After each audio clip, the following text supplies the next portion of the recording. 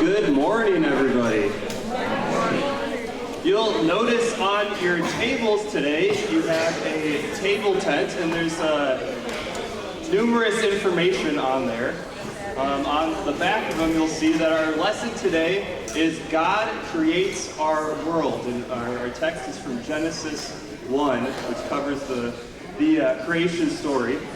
Our learning goal for today is that children may grow in understanding God's work as creator and relate this to God's plan. And the main takeaway, or the refrain, you'll hear this a couple times today, is that God created and it was good. I want all of us to repeat that together on 3. 1, 2, 3. God created and it was good. Awesome. Great. Well, with that, we will start our video that will go over this lesson of creation.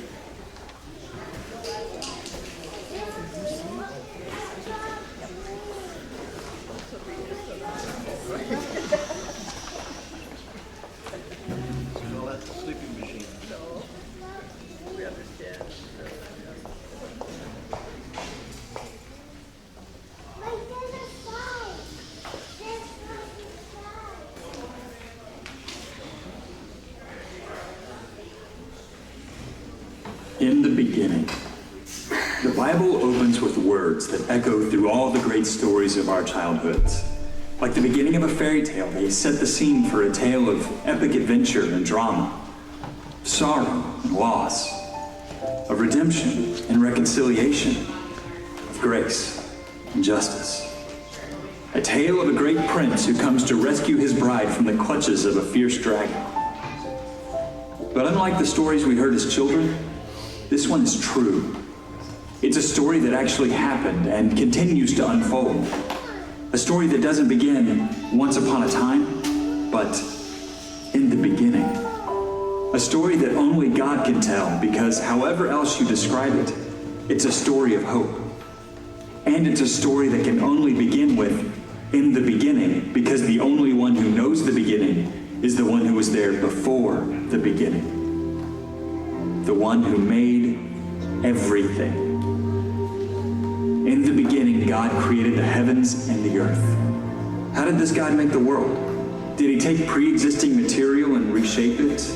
Did he set about a chain of events that led to the gradual development of the world as we know it? God did something even more miraculous, something that seems too simple to be true, but is.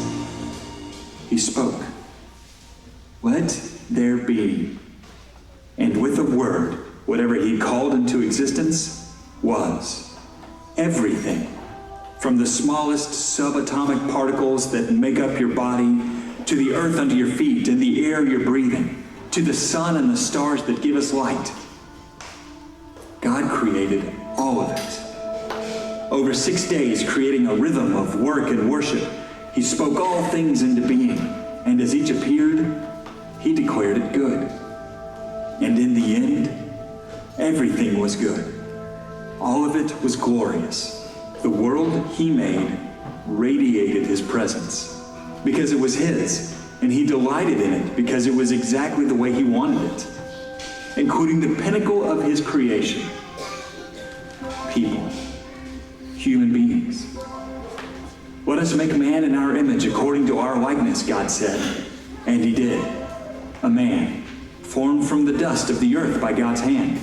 A woman, formed from the side of the man to be his partner in the shared calling to be fruitful and multiply and steward the world God had made, to create, to communicate, and form communities, to harness the earth's resources to aid in the flourishing of their descendants, to bear his image throughout creation, to be his representatives, to reflect his goodness and graciousness to the ends of the earth.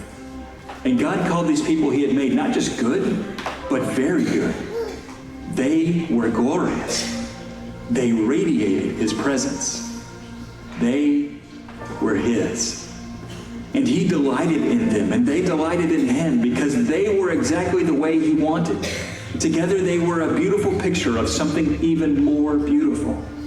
God's community. Before the beginning, before God created the heavens and the earth, Before he created human beings in his image, before anything was created, God simply was. Everything that makes God God was already present. His nature, his power, his plans, his character, all of it. And in the beginning, when God already was, he already had community. Joyous, unbroken fellowship between three persons who are all fully and equally God. Not three separate gods, not three-thirds that make up a whole. One God who is three persons. The Father, the maker of the heavens and the earth. The Spirit, who hovered over the waters of the earth during their creation. The Word, through whom all things were made, and all things continue to exist, and in whom God delights. God's perfect community. A community that didn't need us, but one our Creator invites us to experience as His beings made in His image, according to His likeness. One He invites us to experience through the Word, who came into this world and dwelt among us, who is more than an image bearer, but is the image of God, the exact expression of His nature, who reflects God's glory into all creation by giving up His life for those He dearly loves. The Word, the prince in the story God is telling, who came to rescue His bride from the clutches of a fierce dragon. The story that begins in the beginning.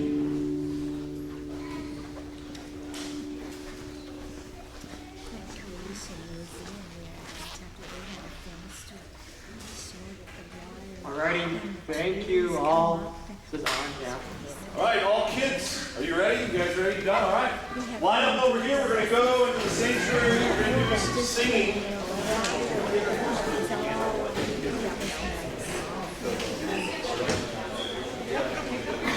All right, line up right here.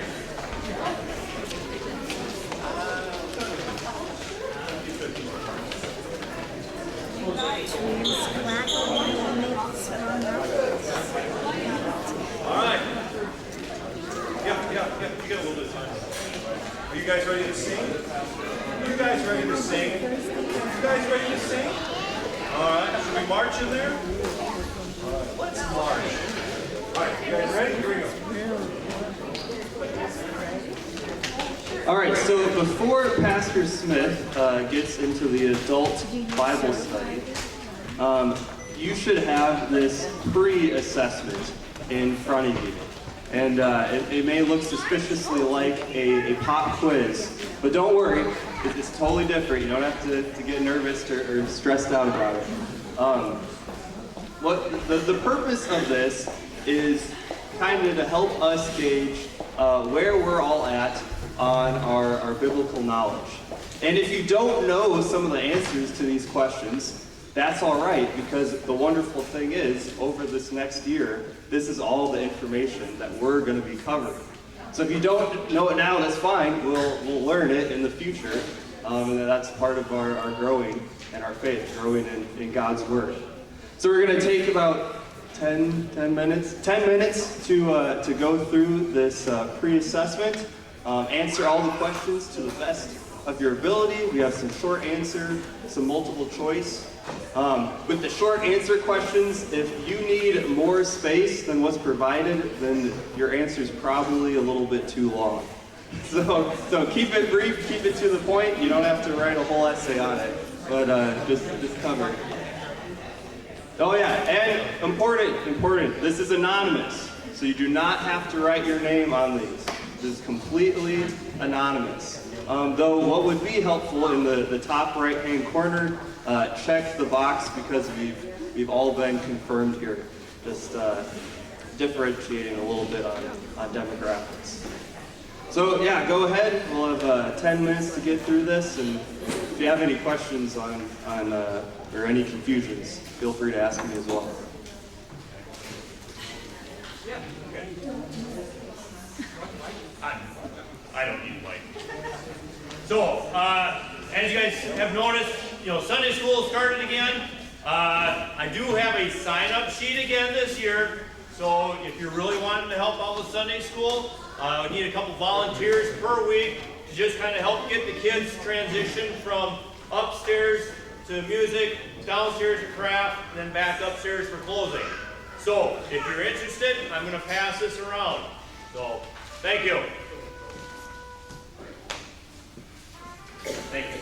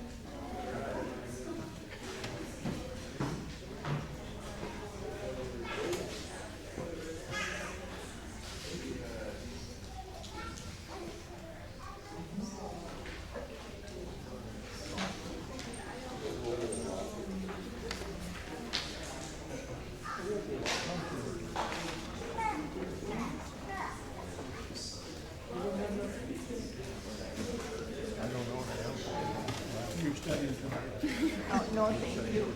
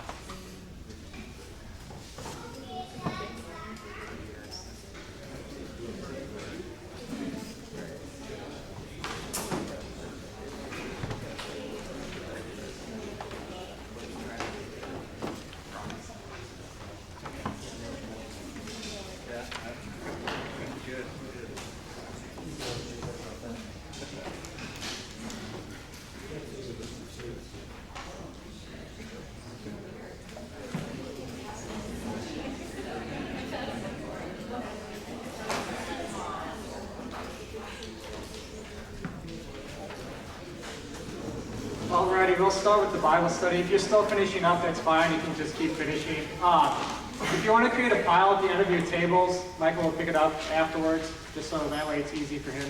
Thank you. Hopefully it wasn't too hard or anything. If it was, that's okay too.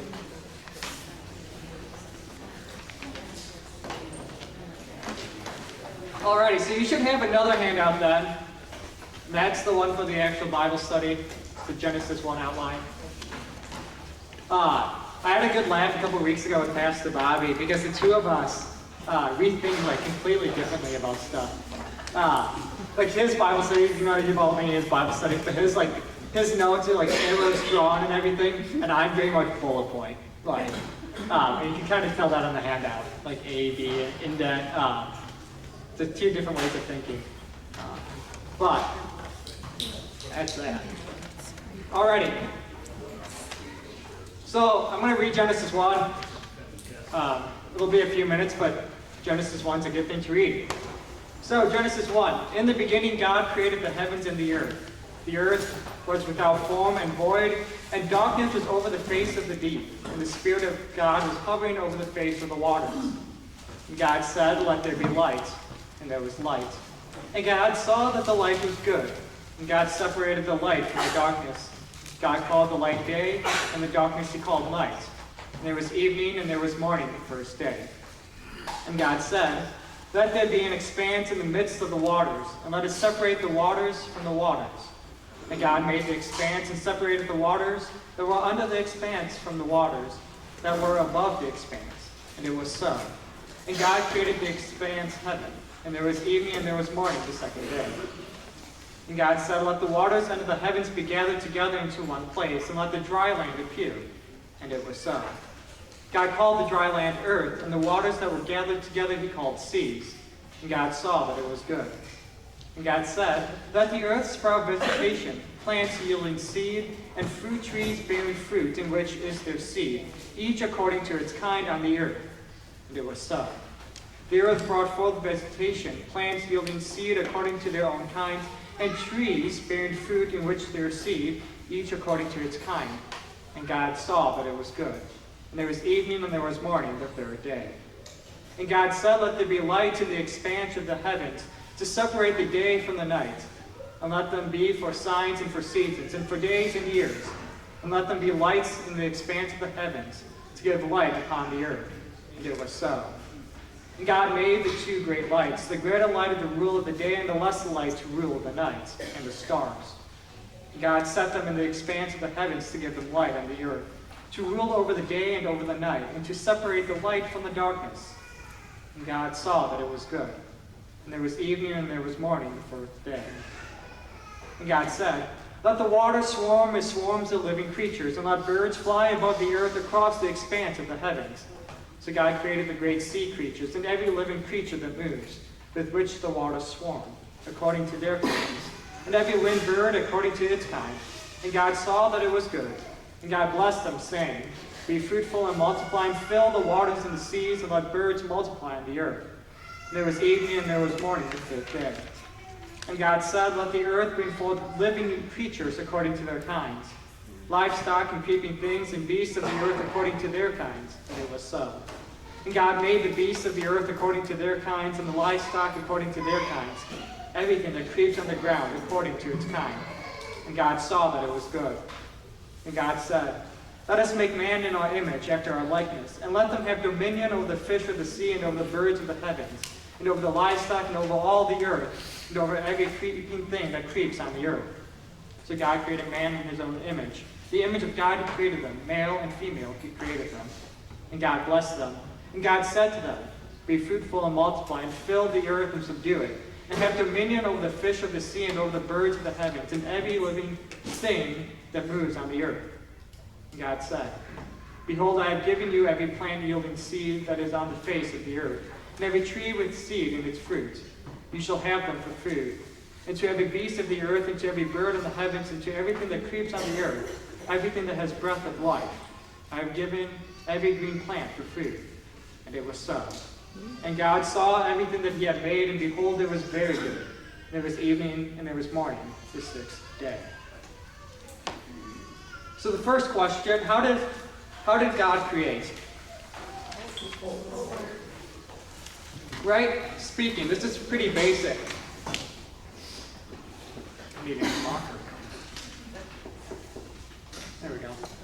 He did it by speaking. And what's interesting then, we'll see this. This is how God deals with this creation. He does so by speaking.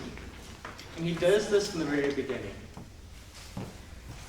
And right, when he speaks, it happens. Right? He spoke and boom, it happened. Right? We see this every single day. This is just stuff we know. This isn't anything really new to us.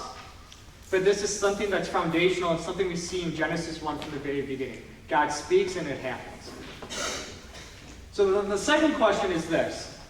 Where else do we see that by simply speaking something is accomplished in the Bible? There are a lot of different stories. Moses.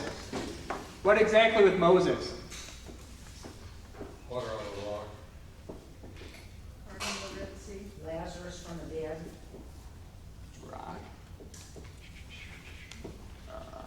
Red Sea. Where else with Moses? Red Sea, part of the Red Sea. Yeah.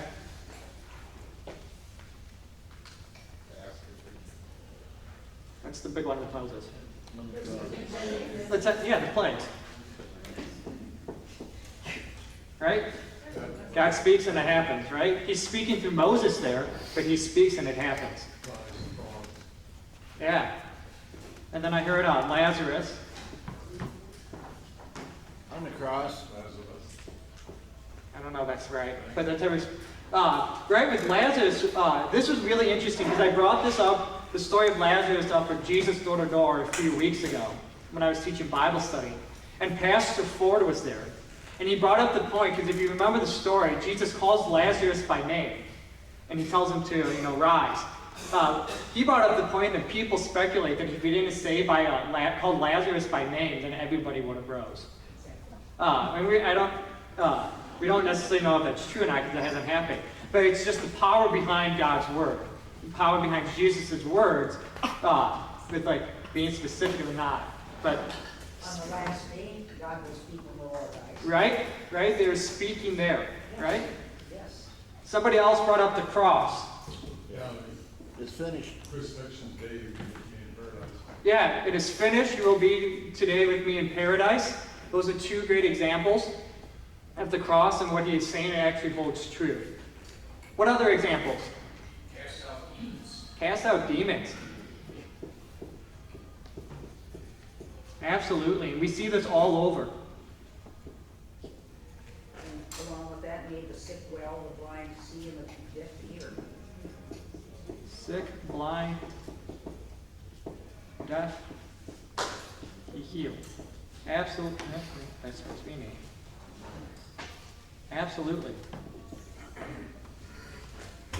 Any other stories you can think of? Any Old Testament stories you can think of? We have one right there with Moses. Yeah, Jesus' birth. Put under that prophecies. What's interesting about them is that they're not always fulfilled right away, but they are fulfilled.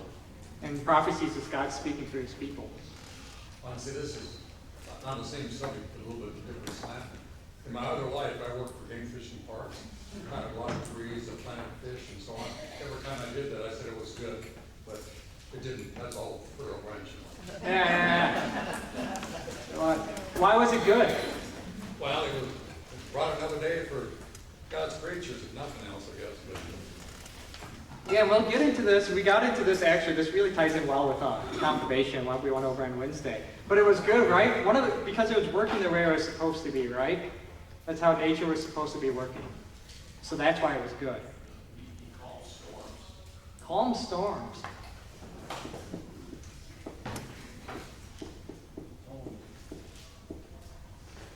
So what's interesting here, though, what do all these things that Jesus' miracles, we have quite a few up there, what do they all have in common? And the answer is obvious. What? He spoke. He spoke, right? Every single one. We went over, I think it was 2 weeks ago, Mark 7. right? And he has the man who can't hear, and yet he spoke there also. Right? And so we see this at the beginning in Genesis 1. God speaks and it happens, but that's how he deals with creation. We see this with Jesus. He comes and he speaks. He calms the storm by speaking. He does the feeding of the 5,000, he prays and he speaks. All these are speaking. This is how God deals with his creation. He does so by speaking. He doesn't have to, right? Jesus doesn't have to speak to do miracles. But that's how he deals with his creation. It's by speaking. Does he speak to us through prayer? He might. You know, Yeah. I'm thinking of Jerry Long, for many times when he should not have been with us. And I attribute that to prayer. Yeah, There's no other reason. The doctor said he shouldn't be here. And he is. It's a prayer. It's Yeah. prayer. And that's God's speaking. Yeah. Where else does God speak to us here today?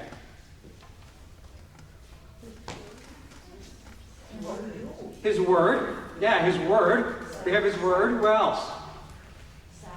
Sacrament. Absolutely. There's two other spots. Music. Absolutely. Music. Yeah. Music is a great gift from God. Absolutely. Where else? He spoke to me through the sermon. Sermon. Yeah, that is odd. In seminary, we talk about 3 different types of words. One's the written word, which is the Bible. One is the incarnate word, which is Christ. And one's the spoken word, which is the sermon. So spoken word, absolutely. What else? What? Communion, yes. Yeah, the sacraments. There's 2 other places I can think of in the worship services. Baptism, that would be under the sacraments. One's at the beginning. Confession and absolution, right? If you listen, it's the pastor says, in the stead and by the command of my Lord Jesus Christ, right? He's speaking on behalf of God. God is speaking through the pastor there for the forgiveness. So, confession and absolution. And then one other place, it's at the very end. Yeah, the benediction. So the benediction actually is Aaron gives this benediction to Israel. I think it's in Numbers.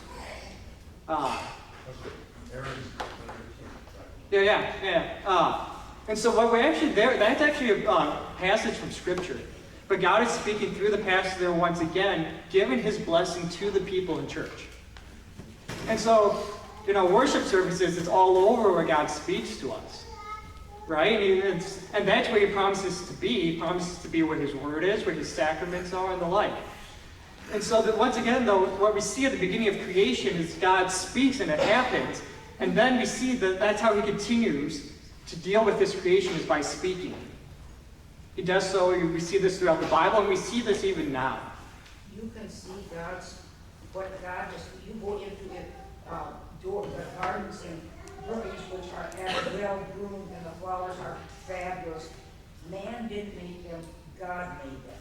And God is speaking to you. You can feel his presence when you walk into a beautiful place like that, that God has created. Man put the seeds in the ground and probably watered it, but God made them grow and made them all the flowers that bloom in beautiful colors and flowers that we've never seen before. God made them all. Made them all different. Right? Yeah. And we call that natural revelation, in which when you look out in this world and you see stuff like that, you say to yourself, there is a God. Now, we know what God that is, but people can look out and they see the complexity of the universe, and they say, there has to be a God. Now, that doesn't say what God, that doesn't say what God has done for them. That's divine revelation, that's where the Word comes in. But that's natural revelation. When we look out and we see what all that God has created, we say there is a God. Yeah, absolutely. But you begin to see, though, God sets us up in the beginning, and then this is how he continues to the present day. He does so by speaking, which is really kind of cool. So the third question is, who is the Word? Yeah, Jesus, right? The Sunday school answer, Jesus, the second person of the Trinity. But the reason I say this is because one of the reasons how we talk about creation is God created through Christ, through Jesus. But we're going to look this up also, because Jesus is all over the Old Testament, and we probably know this. We're going to look at some examples. And so, one of the ways, do you know the phrase usually where Christ is in the Old Testament? There's a phrase that happens. And it usually signifies, oh, this is actually Jesus pre-incarnate.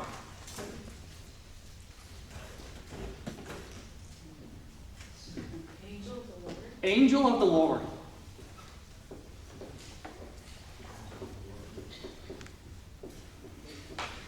And this happens, I think it's 65 times in the Old Testament. The angel of the Lord. And we're going to look at some of these passages. But when that happens, that almost usually signifies, it clues you in, this is probably the pre-incarnate Christ.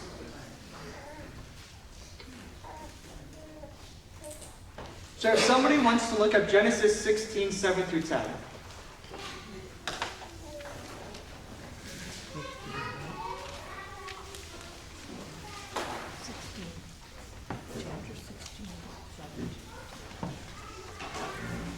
And if somebody wants to read that loudly. The angel of the Lord found her by a spring of water in the wilderness, the spring on the way to Shur. Is that right? No. And he said, Hagar, servant of Sarai, where have you come from and where are you going? She said, I am fleeing from my mistress Sarai. The angel of the Lord said to her, return to your mistress and submit to her. Alrighty, so Genesis 16 deals with Hagar. And who is Hagar? Yeah, and what is she also famous for? She's a servant of Sarah. How does the story of Abraham? Yeah, she has a child. Because remember, Sarah can't. She's too old. She's barren, and so Hagar has a child. And then Sarah gets pregnant. And she kind of runs away in fear, because she fears for the life of her son. And so the angel of the Lord comes to her and comforts her and tells her to go back. Remember, God also blesses her. How does God bless Hagar? Through her son. Multiply, yeah. Her son will have, it's kind of the same blessing he gives to Isaac, right? That your generations will be multiplied. Now, Isaac he gives to the blessing of the Savior will come from Isaac and not from Hagar's son. Hagar's son for today are the Arabs, right? And so his promise there has been fulfilled. But we see, though, Jesus, the spoken word in the Old Testament there. Alrighty, so the next example, Genesis 22, 11 and 15. Just a little bit later, somebody wants to read those two verses.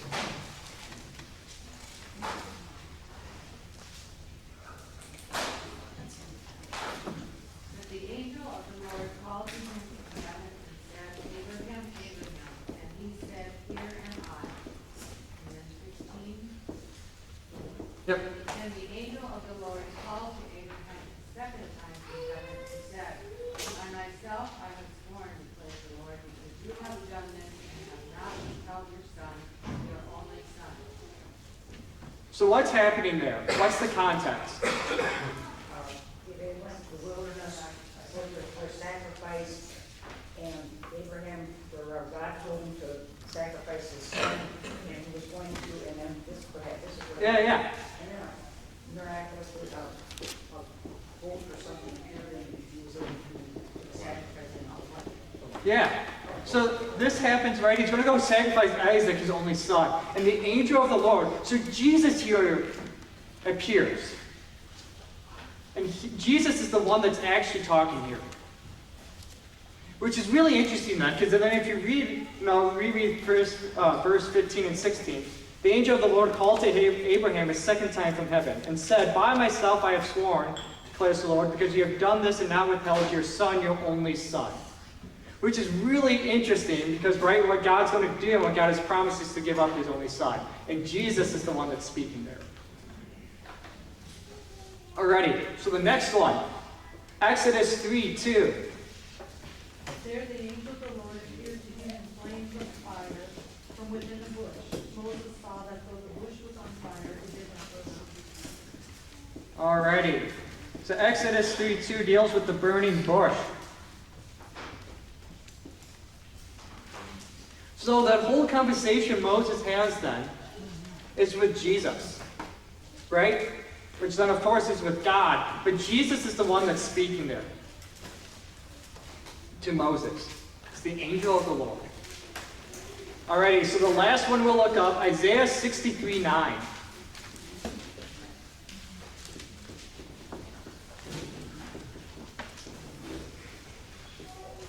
In all their distress, he too was distressed, and the angel of his presence saved them. In his love and mercy he redeemed them. He lifted them up and carried them all the days of old. So how is the angel described there? Into his presence. Yeah, what does he do? He saves them. He saves them. And very almost universally, everybody says that they're talking about Christ there. They're talking about the angel of the Lord there. So the angel of the Lord is described as the person who saves them. Now, before we dive in any deeper, do you remember any other stories where the angel of the Lord appears?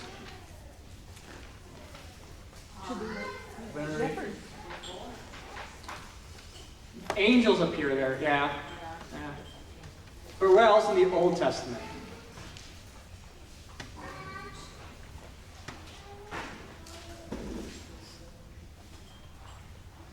There's a couple. There's one other kind of big one where you all probably know. So there's a couple times in Judges, numbers it happens, but the fiery furnace. Remember Shadrach, Meshach, and Abednego in the fiery furnace, and what did they see? They see 4 people. And the angel of the Lord was with them. Yeah.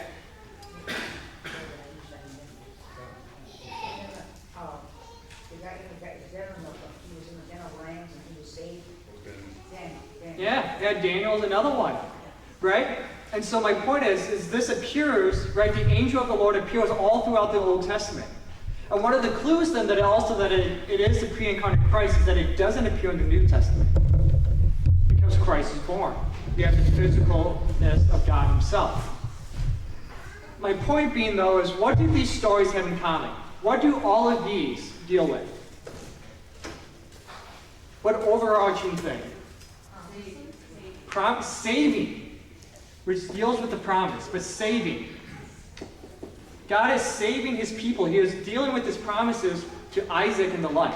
So when God is dealing with Israel, when he's giving them his promises, when he's talking about salvation, he is talking by Christ. Christ is the one that's talking. And so God creates the world through Christ, and everything he does in the world is through Christ, including salvation. Salvation in the Old Testament, he does through Christ.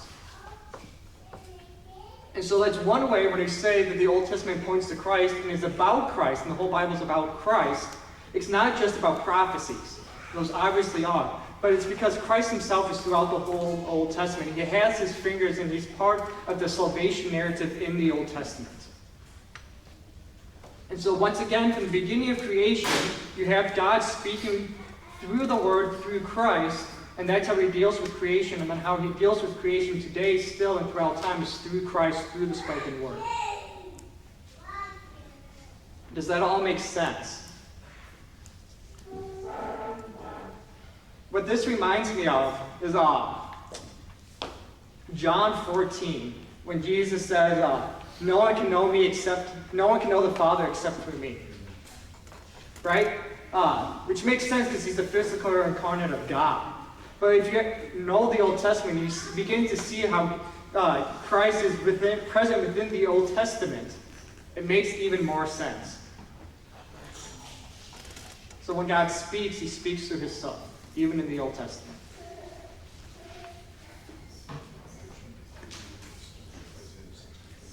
What Bible verse is that? John 14. John 14:6. What about the road to Emmaus? Right? Yeah, he reveals it to those 2 disciples on the road to Emmaus. When the Holy Spirit comes to the disciples, then they begin to understand the Old Testament, what it's really all about. That it's about him. Exactly. And so we begin to see, even at the beginning of time, that the Old Testament and the like is much bigger than just pointing to Christ. It is about Christ. It is about God's salvation for his people. Now, obviously, that's not needed in Genesis 1 because it's not sin yet. But it's all present. It's all there. Any questions, comments about that? It's amazing because the Old Testament, God appears to be an angry God, and in the New Testament, Jesus is such a saving, gentle man, and the contrast between the two is pretty amazing. I mean, Yes and no. God, a lot of work. I mean, he created heaven. I mean, he's God of all. But we see God's grace throughout the whole Old Testament, though. Because Israel rebels how often, time and time again. Right? I'm going through 1 Samuel, and 1 Samuel, they're like, we want a king. And God's like, you know, if you have a king, bam, bam, bam, bam, bam, bam, all these things are going to happen to you. You won't be happy. Like, we want a king. Right. And so, what does God do through the king? He gave him a king, and the king was terrible. But what does he do through the king? He points them to a greater king. Okay, yes. Okay. Yeah, but you see God's grace there. Oh, yes. It's kind of like your sermon. Yeah? You know, the guy comes back and he's angry. And God is the angry king. You know, he created something beautiful, and he created this wonderful person to take care of it. And look at what it is today. Yeah. God must look down and think, oh, people, why did I even do this? Yeah. But my point is, we see God's grace throughout the whole Old Testament. He's not a God of anger in the Old. He does get angry, but you see grace throughout the whole Old Testament. Right? He sends them out, they get off. They get into exile, he brings them back. And we do see Jesus get angry. He turned over tables in the temple. Yeah, so you do see both. Well, and another place where God, he wasn't exactly angry, but the thing in the New Testament about Jesus, this lady comes up and asks for help for her child, and he said, we don't feed the crumbs to the people, and even the dogs eat the crumbs. Yeah. That passage is always just something because Jesus, what are you doing? Yeah, that was 2 weeks ago. A Bible study 2 weeks ago was over that. Yeah, but he was talking about it to the Gentiles. Yeah, but he also comes to the Gentiles. You see that through Ruth and the like. So, any other things in Genesis 1 and the Word and Christ in the Old Testament that we see at the beginning of time? Alrighty, let's move on then to question 5. This one's a pretty open-ended question. Why is creation fundamental to Christianity? If there weren't creation, there wouldn't be Christianity. If there wasn't creation, there wouldn't be Christianity. Well, that's true. Didn't think about that one. That's true, though. There wouldn't be us.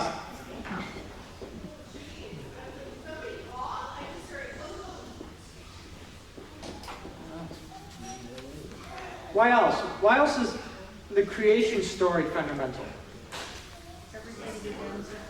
Everything begins with God.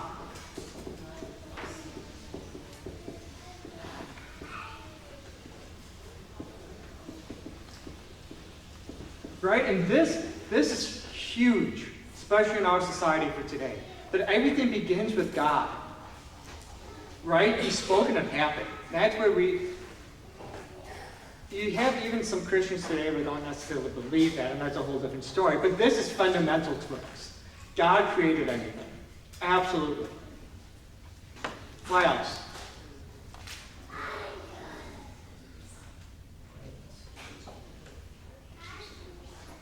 Why not? Why not us? What do you mean? Well, if we were there would give somebody else in our place. Maybe. What? Maybe, but it might be the wrong God. Yeah. You might be talking to the wrong God. Yeah? But he might be a Muslim or All right? Or maybe it is. Yeah? Yeah? If we weren't, if we didn't, if our ancestors were not believers in God, then we would not probably be believers in God. Because it goes from generation to generation. If you're an atheist, your kids aren't going to believe, and their kids aren't going to believe. In my family, we went to church. We never missed church. Yeah. My ancestors, and our kids, we rarely miss church. Yeah. And their kids. Right? So it's passed generation from past generation. Absolutely. But her family before all of this, they were conquering the world, and Vikings. Right. Why else? Yeah. Flip the question and say, why is evolution fundamental to atheism? You could. That makes more sense. I think we're off on the wrong track. Yeah, good point. You had your hand raised, then up. It shows us our purpose and design. Yeah, shows us purpose and design. What is our purpose and design? Our purpose is designed to serve. To serve, absolutely. And in Genesis 1, how do we serve? By going. He gives us 2 commands. Be fruitful and multiply, and what else? Yeah, take care of creation. That is our purpose and design. That is one of the reasons God has created us, is to take care of His creation. And it's to take care, and then to be fruitful and multiply. Those are the 2 commands. So that is our purpose and design, and God has given us the ability to do just that. Absolutely. So another reason why this is fundamental, it gives us a right relationship.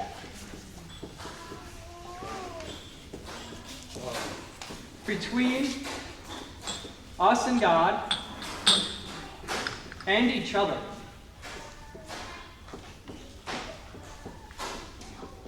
Right? We've all seen this diagram.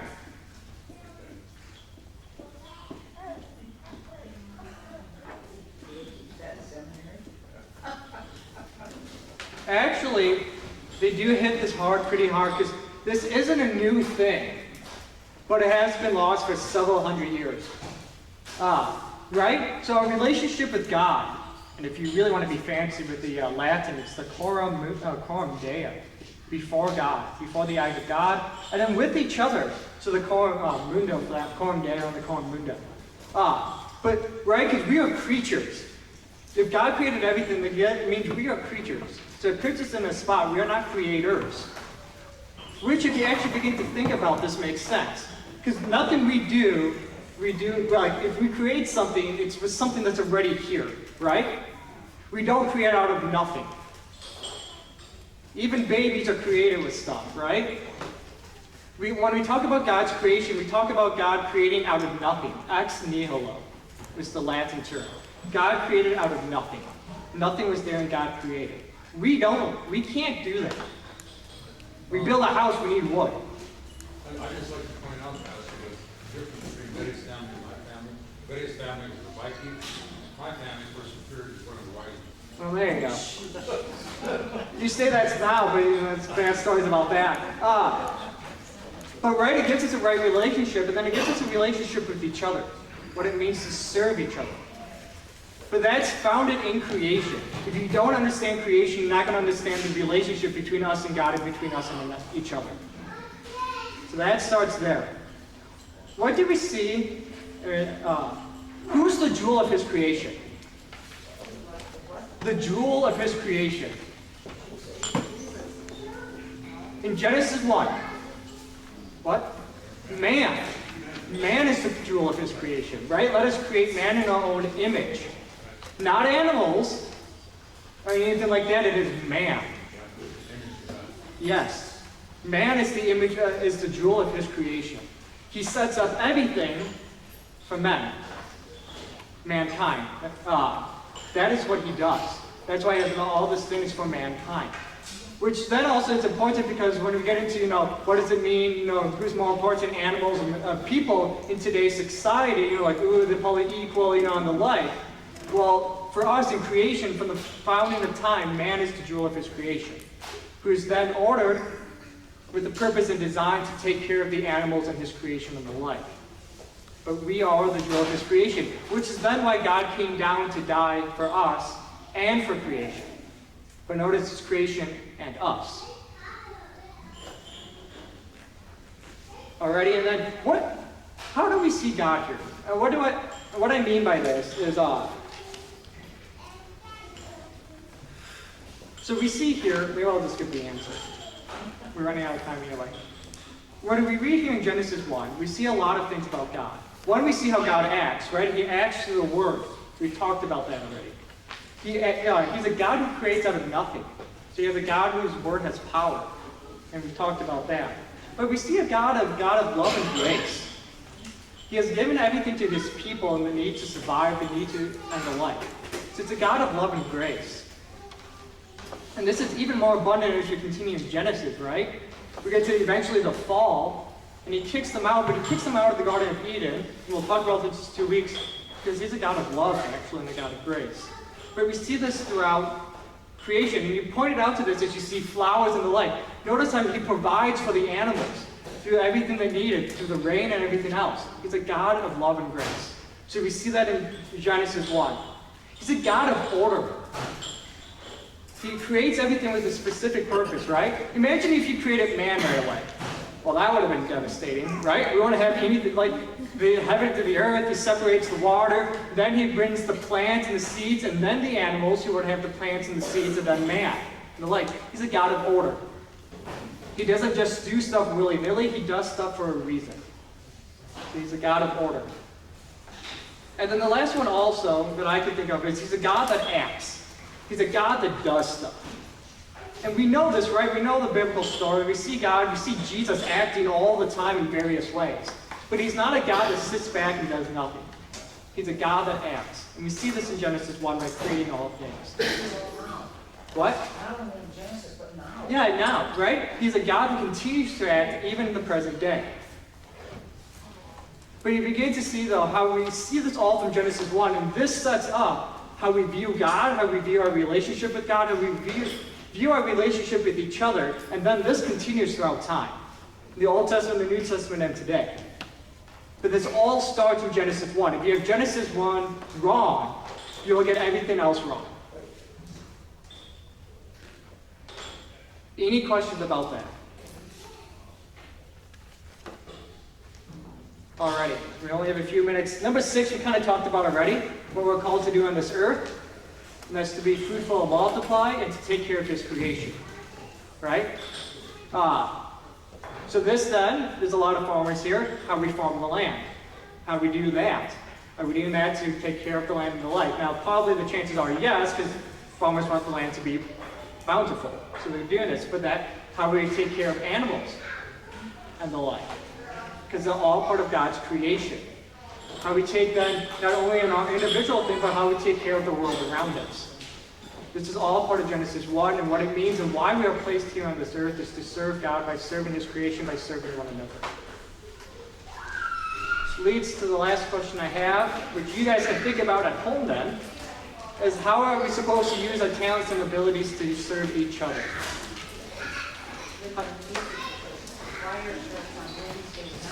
Choir starts on Wednesday nights or with your music, absolutely.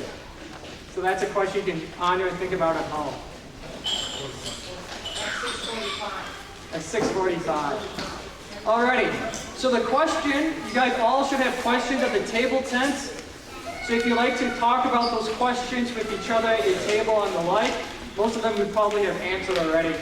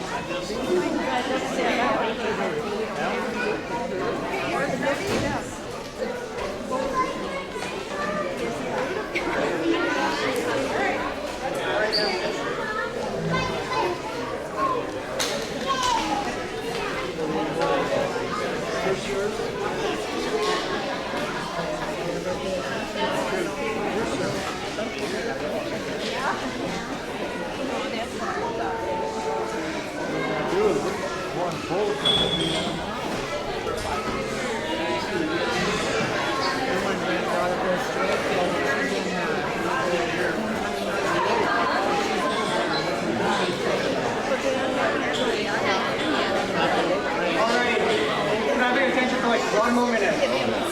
Let's just close with the Lord's Prayer. Then you guys can be on your way. So let's pray. Our Father, who art in heaven, hallowed be thy name. Thy kingdom come, thy will be done, on earth as it is in heaven. Give us this day our daily bread, and forgive us our trespasses, as we forgive those who trespass against us. And lead us not into temptation, but deliver us from evil. For thine is the kingdom, and the power,